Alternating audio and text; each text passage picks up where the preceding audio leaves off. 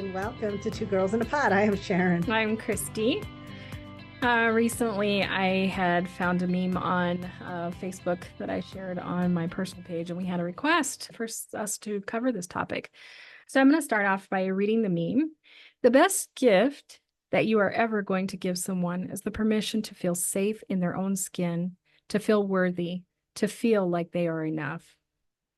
That really resonated with me, and so I had to post it on my page. Why did it resonate with you? What was it about it that? Because I think it's so important on so many levels that we have to understand that not everybody comes from the same place that we do. They're not raised the same with the same lessons. They don't have the same life experiences.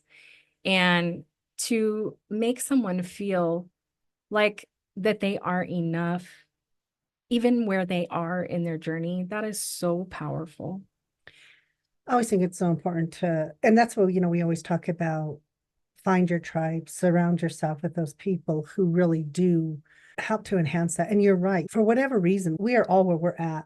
And whether it's our upbringing, whether it's just life circumstances that happen that alter our path that we were on, or whatever it is, whether it creates something in us, whether it's an anxiety, a depression, or an overthinker, an overachiever. I mean, oh my God, the list goes on, on and on and on.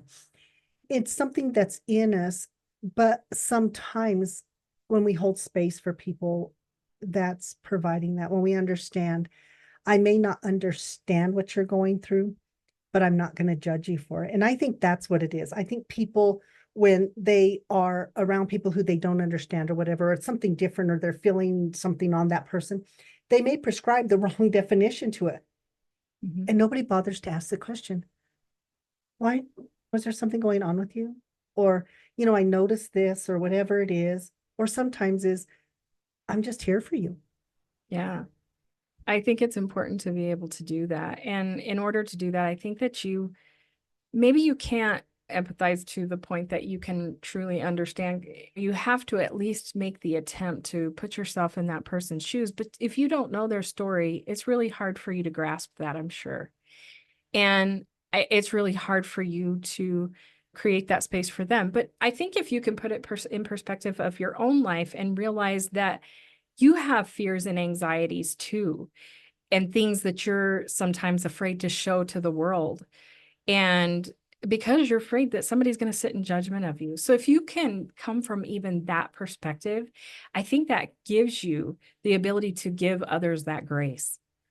And I think sometimes too, when we are going through stuff, we may be having anxiety, we may be having stuff. So then when we present to other people, it might look rude, it might look standoffish, it might look like you don't care about people, or, oh, you don't want to hang out with us, or not understanding that, no, it's none of the above. But once again, when we're not having that dialogue, when we're not talking to people about what is it that's going on with you, and even if you're right, even if I don't understand it, I don't have to be mean about it. Exactly. I don't have to put a judgment there. I don't have to try to figure it out. That's not what the purpose of relationships are. It's simply to be there, to be supportive of those people, to let them know maybe today's not a good day, but let's see what tomorrow brings. Exactly. And to identify that we're all on a learning journey throughout our entire lives. It is not like you just learn everything and you're done. You continue to grow throughout your life. We were talking about that this morning. We called this podcast Life's Journey because it's never ending. It shouldn't be. But when we get stuck, we feel like it is.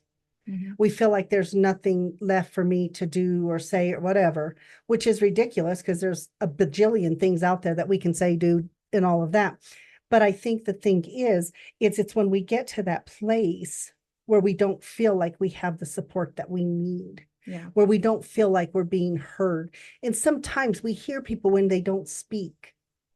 We learn to be in tune with them. Sometimes we know if somebody's having something going on, it's not the words that we say, it's just being present with them. I tell my clients, sometimes it's not, you don't say any, well, what should I say to them? Sometimes we don't say anything. We just sit with them. Yeah. Maybe we hold their hand, or maybe we just sit with them in silence. But we're saying, I accept you. I'm not judging you. you're in your own skin, and I accept you where you are, and you're accepting of where you are. And I think we struggle so much with that in our society Mhm. because either we think we have to fix it or we have to judge it. Yeah. And how sad is that? If somebody is already going through the shit and here we are, let's just throw some more crap on them. That's not how we develop these relationships. And sometimes I know that you may feel like that you're helping by, offering suggestions or those kinds of things. And sometimes you see somebody get even more angry as you go along. And sometimes it's not that they necessarily need that. They just need you to hold that space for them. Yeah, it's kind of like if you have a social anxiety or something, and the person says, "Oh no, just come with me and I'll just stand next to you." And this, well, wouldn't that be lovely if that took away social anxiety? Not, and they really are trying to help instead of saying, you know what, you're not there right now, but when you are, I'll be there with you. I'll go ahead and take that step with you. There is such a difference, but you're right. Sometimes we're putting things out there and we're saying, let's do this, let's help somebody. We have to pause. And as much as our good intention is, sometimes we just have to ask somebody, what can I do for you right in this moment? Mhm. I think that does happen quite often. Some people will do that and try to offer those suggestions, and then it almost ends up being like this heated argument because you're offering this stuff and nobody's asking you for it. They just need you to be there and listen. But it makes it come across that way, and the emotion that goes into it. So then it becomes almost an argument. And I think the thing is that I think because it is a journey for everybody and we're all learning to live in this skin that we have, and because there's all this stuff that goes on internally that the outside world doesn't see, if I'm trying to navigate what's going on internally with me, and there are those people around me who aren't holding space for me to figure it out, then that can increase, whether it's anxiety, depression, perfectionism, and like I said, the list goes on. It increases that because then it's like, I'm not good enough. Mhm. I've got to be better. Obviously, somebody noticed I'm anxious, so therefore I got to stop being anxious, which makes me more anxious. Or they told me, oh, you're such a perfectionist. But then it's, oh my God, if I'm not a perfectionist, Yeah. it's just like this. It's like you get stuck in this. It's like that hamster on the wheel. Mhm. You feel like you're going somewhere and you're going nowhere and you're just getting way tired, you Yeah. know? And I think that's what it is. And I think one of the things that, and as I said about this being life's journey, we don't master it like that. We should always be looking to evolve from this moment to the next moment. And if we sit there and we think, oh, we've got it all made and we're done, it's going to get boring real quick. It's going to get you're not going to be satisfied. Well, as human beings, we're not perfect, but isn't it funny how we're always striving to be perfect? What is, perfection? That isn't that, it's kind of hard to define that really, even. You know why it's harder to find? Because everybody's definition It's is different. so like Exactly. it's kind of good if you're in a relationship and you're perfect for this person and they don't want you anyway. So then you go and you become something different and you think, and then it's like, you know what I mean? And all these different things. At the end of the day, we can't do that because there's no definition of it. Because each person's perception of what that looks like is so different. Our perceptions of what that looks like. Yeah. And I always say it's not about perfection, but it's about being the best version of yourself. And you'll know what that is. It's not a measuring tape with somebody else or somebody else's idea. No, it's a matter of giving your best every day. Exactly. And if giving your best every day, it means that you don't engage as much with other people or things like that. It made me think a friend of mine posted about sometimes when he kind of disappears, knows, it's kind of about him and kind of be respectful. Same thing. Oh, he's not on. What's going on with him? Oh, it must be. No, sometimes it's just a moment of self-reflection. Mhm. It's not about other things. And we don't have to sit there in our heads and start thinking up why something's going on. How much healthier people would be if they would stop trying to make comparisons between themselves and other people and that. But I think that we can help to lessen some of that with people if we can, like I say, hold that space for them. Love Eckhart Tolle. And we love him for that very reason. He talks about the importance of being present. Mm-hmm. And we went and watched him speak in Denver. And I remember this stuck out in my head. because he was talking about, when you see a dog and he's chasing the tail, and you think, as adults, we think they're catching that tail. The thing is, the dog never has any intention, maybe, of catching the tail. Maybe it's just simply there's a tail and I get to chase it. There's no intent for anything. But as humans, there's something to everything. Mhm. And sometimes there's not. And when we are holding space or being that support for somebody, I agree. Sometimes they're not asking for our advice. If you want that, you pay for it. You go to coaches or you go to therapists, you know what I mean? Mhm. And you expect that from them because you very much know that. But if I come to you and I'm telling you about a situation, or one of the things I had was I was not really big on social gatherings. Yeah. That was We would have to go through weeks of preparing for company Christmas parties and things like that. yes. But I overcame it. I don't have that now. But what I love is you didn't sit there and say, oh my God, you're a therapist. Use some of that therapy on yourself, girl. Get over this shit. You didn't do that. You would just sit there and say, because I kind of had to attend them. And you would just sit there and say, no, it's okay. If I'm not going to leave your side, what else can I do? Yeah.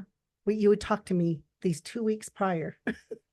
Yeah. And then once you would get there, you would do fine. I know that you would still have some of the anxiety because there would be times where, we kind of go to the side and whatever. But most of the time you engaged with everybody and seemed like you had a good time. But it took you a build up. It's a lot of mental energy for me. Yeah. Yeah. God. After, I talk to people all day long, and then you're going to throw a party where I have to go talk to people. And not that I don't love talking to people, I just do it, one-on-one. Usually do one-on-one, or yeah. one, maybe 10 if I'm running a group. But it's different because it's not social. Mhm. Now I am, and I always love that because, people, but you're a Leo, and Yeah. Leos like that. And they're like, well, obviously there's two kinds of Leos. I'm the other one.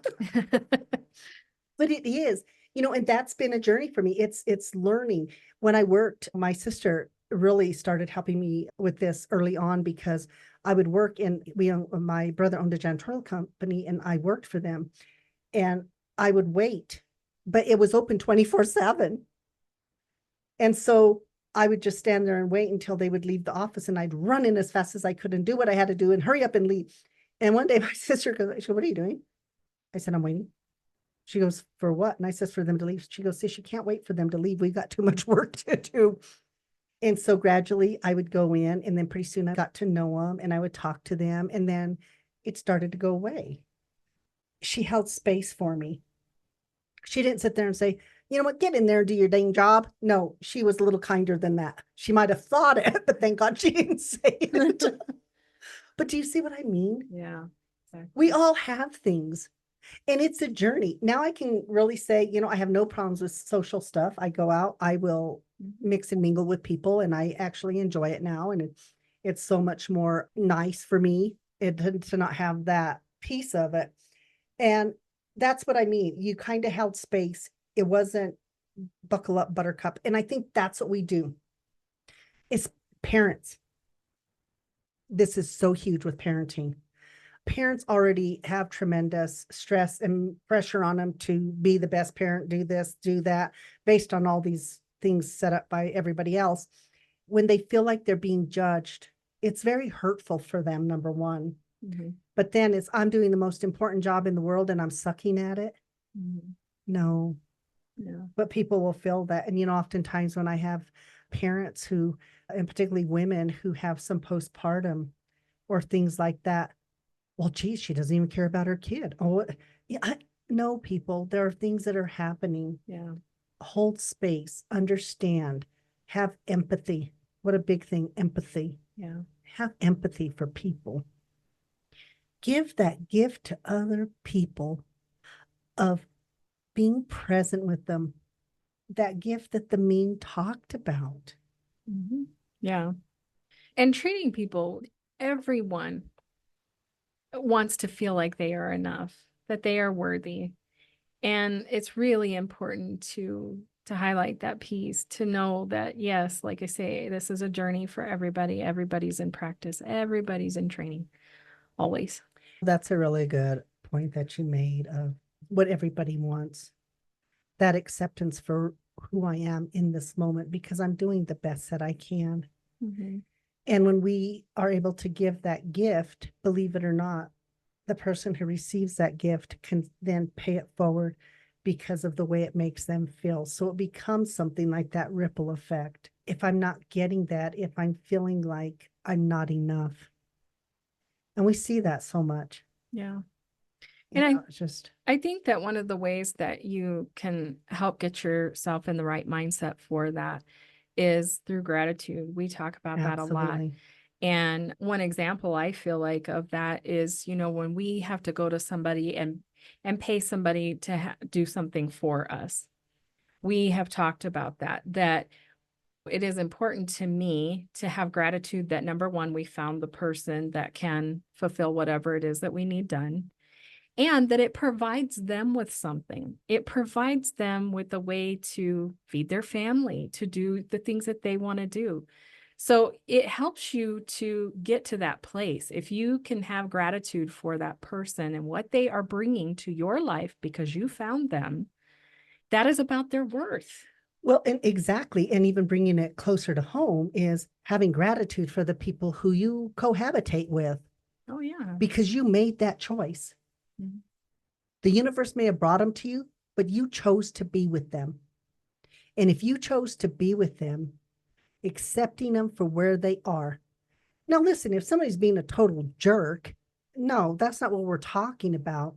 That it's not accepting somebody's negative behavior. We're talking about if somebody's internally going through something, and maybe sometimes it does come off as aggressive or whatever, but then it's sitting there thinking, whoa, wait a minute, is that truly the person that I know? If it's not, hold space, help them navigate that a little bit, Yeah.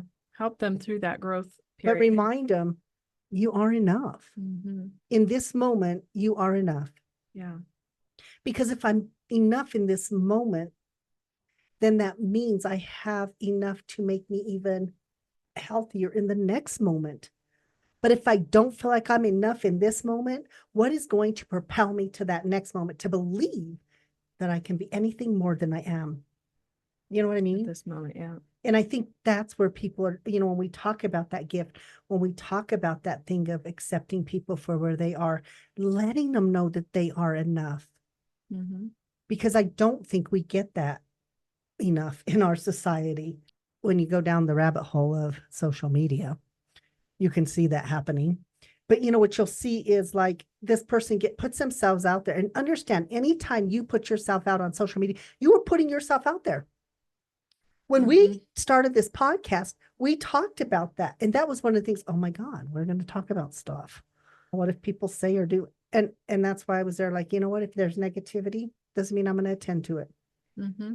Because that's not, but when you put yourself out there, and you will see that on social media, even if it's somebody who's doing, they're out there doing their best in their sport, and maybe they have an off night. Oh my God, they suck. They should never be.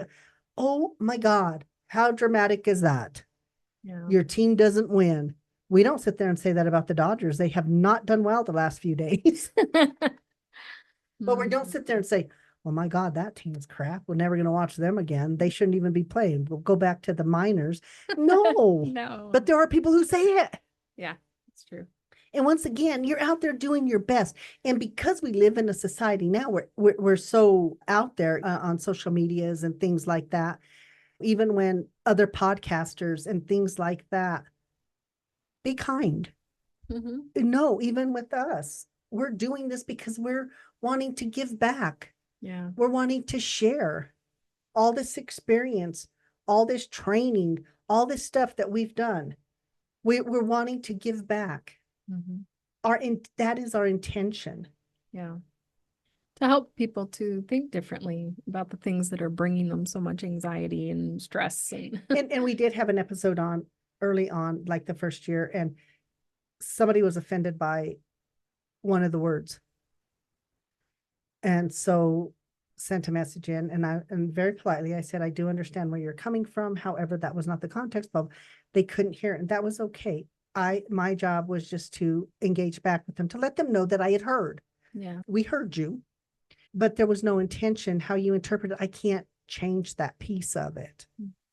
And then a little bit hateful, but it's okay, because it wasn't about engaging. It was about understanding that they had a personal stake in it or whatever, and understanding that at that moment, that was their enough. This was mine. It's not a competition. It's not all of these things that we've been led to believe. Yeah.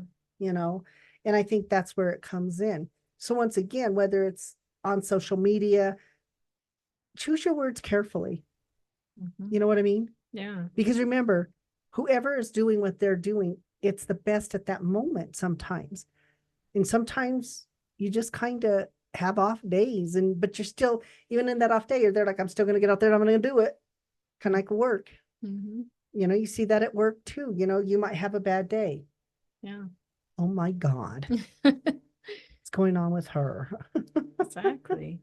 And, I mean, there are a lot of people that social situations, even just one-on-one, can be very awkward in that. And I think that I didn't even realize until like the last year or so that there are so many youth that I feel like that really struggle with that too. And I don't know if that's because we have so much just screen time or those kinds of things that people don't engage, face to face as much as they used to. And a lot of times they feel very awkward in talking and things like that. And when I was younger, I was that way too. And I still, struggle with it sometimes, but I think that it's really important to help to try to put them at ease when they're trying to talk to you. It's very hard for them. And I always tell people, I always love this when I was doing work with parents and child, and the parent, you look at me when I speak to you. I said, why? I said, as soon as we do that, they go into the flight or fight mode. It goes into the limbic system of our brain. So in that engagement, we are actually losing the engagement. So I would have kids come in and, they were doing this kind of, what are you doing? I'm supposed to look at you. Honey, I don't care if you look at me. And in fact, parents would get upset about this sometimes, but then they would understand, because I would tell them, hon, you can play and do stuff while we're talking. It's okay. That was their comfort. That was me accepting them where they were at. It wasn't about telling Miss Sharon all this crap. It was about, oh, look, I got to go play. And then as we played, that became their comfort. And that's where we got to have these wonderful conversations. But I said, I'm not going to sit there and tell them, look at me. Because as soon as we do that as adults, we're the authority. So that means it's kind of like, how many of you out there, the boss says, I need a meeting with you. And what's the first thing that happens? Anxiety. Oh my God, what did I do wrong? And then you start doing this whole, and then you get in there. Just want to let you know you've been doing a fantastic job. But you don't understand, I just sweat out so much. Yeah. Well, you just made me remember when I was, how they say it's like when your parent uses your full name, Oh yeah. But my thing was always if my mom said, Christy Jean, I have a bone to pick with you. As soon as she said that, my heart dropped into my stomach. I had so much anxiety. I was like, what is coming? And it wasn't usually something positive. So I had that frame of reference to go off of. So I thought, oh man, what does she know? She found out something. I thought I hit everything so good. But yeah, and I think even on that, sometimes we have to remember to hold that space too. So even with our children, understand they're really doing the best that they can. They do the best that they can with what they have. When we look at we talk about gratitude, and if you haven't read the series, The Secret, they do a really good job of breaking it down, because, I tell people gratitude or the secret, it's not magical thinking. It actually goes hand in hand with cognitive behavioral therapy. So CBT, which, when we look at the therapeutic practices that we use, CBT is one of the most effective. And the reason why is because CBT is a part of every therapy, whether we want to admit it or not. If we cannot change the way in which neurotransmitters are firing, and if we cannot create new pathways, we will stay where we're at. So I don't care what therapeutic approach we're using, and I don't care what we're doing in our lives. It is still kind of a cognitive behavioral therapy. We have to change the way in which our neurotransmitters are firing. It's called neuroplasticity. Once again, they used to think, that was, you didn't have that. Now we know that you have neuroplasticity forever. You just figure out what you want to do and how you want to change it. And that's what this is about when we're talking about this life's journey. How do we change the way in which we think? Because if I change the way that I think, I will change the way in which I perceive. Then I can hold space, and then I can accept people too where they are at. Well, and then and let them know they're enough. You will have a different action to follow that. Exactly. And that's what it takes. Because if you keep doing the same thing over and over, you're not going to get a different result. So in order to do that, you have to, like you said, recreate that rewiring, so to speak, in the brain to be able to think differently. Even when we're talking about this, if you're sitting back and you're thinking, oh crap, I know a person that I kind of did that with, that I thought something different. Maybe it's not even that. Do you know what I mean? This is your opportunity to sit back, or if you're kind of not being judgy, but it's sometimes it's not that we're judgy, but sometimes it's that we think we know better, or oh, you just did this, or if you just did that, sitting back. Because we're basing it on our experiences. Exactly. But if you can change the way in which you think, then maybe you're not going to get on and say those harsher things. And maybe we'll have a little bit more empathy for those people who are out there doing the best that they possibly can, because we don't know what's going on in people's lives. Yeah. And that's why I always tell people, everybody has a story, but we are so busy not listening to the story. We're not, and in not listening to a story, we are not accepting people for where they are at. And we are not saying you are good enough. Right. Kudos to you for what you do. Sometimes for some people, getting up in the morning is all they got. Mm-hmm. And if they're sitting around, it's not sitting there saying, damn, that person's lazy. Yeah. But we'll do that. And instead, well, they got up this morning. They're doing the best that they can. Mm-hmm. We make so many judgments about people, and we do it without even realizing it a lot of the time. Oh, absolutely. And I think that's where we start to look at, how do we change those thought patterns? Mm-hmm. How do we do that? Once again, the series The Secret is amazing. The 4 Agreements is another one that's amazing. When you look at those kind of things, anything by Eckhart Tolle is amazing. A New Earth is just a fabulous one. Because it's the journey, and he has all these nice little things in there, but it's about, how do we see things? Are we holding space for people? And what is our contribution? Sometimes when people are behaving or acting a certain way, we forget we have a contribution to that if we're part of that engagement. I always love it when somebody says to a spouse, you're going to therapy. You need to change your behavior. I get that so often. I love it. It always excites me. Because then they come in and they're like, I'm sorry, what am I supposed to be doing here? Well, if you could just change them, and they're like, well, okay, I can't do that. Well, you just make them do this. Well, wouldn't that be lovely? I can't make her do what I want. What's wrong with your magic wand? How come you haven't changed them already? It's because sometimes if you just would say to your spouse or to your children or whoever, you are enough. You are doing the best that you can. Yeah. I will hold space as you are muddling through something. Listen to this. No. Eventually you'll learn. Really. My God, we've been doing, I tease my dog. She's 2. But it'll be something that she's already done. And I'll look at her and go, oh my God, you act like this is the first day of school again. And then, we tease her, but we understand she's, but I see that with people with their pets and stuff. And they're like, you do know they kind of learn like us. We have to be kind. We have to be gentle. We have to role model. And I think that's the biggest thing right here with all of this. Role model those behaviors that you want for yourself.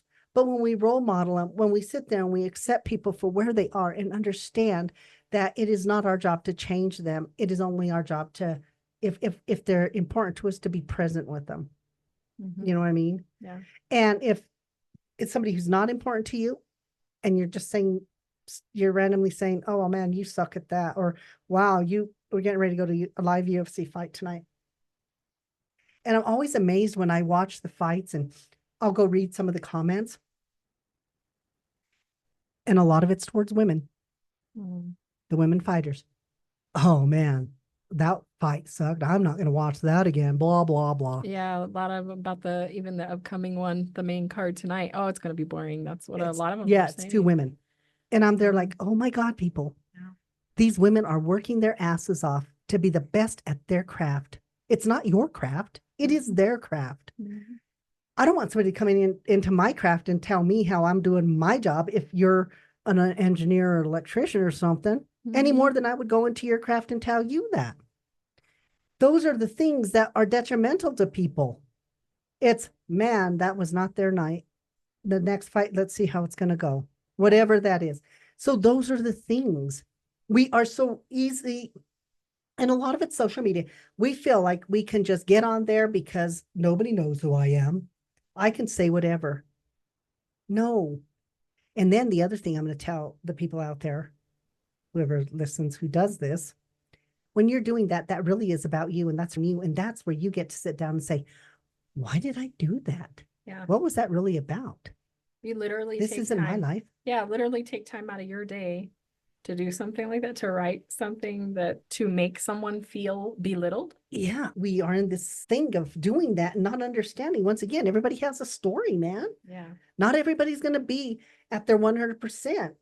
Life happens. Yeah, well, and even at 100%, every single one of us, like we always talk about, is practicing every single day just to be the best version of ourselves, not to be perfection, because like we said, that's, different for everybody.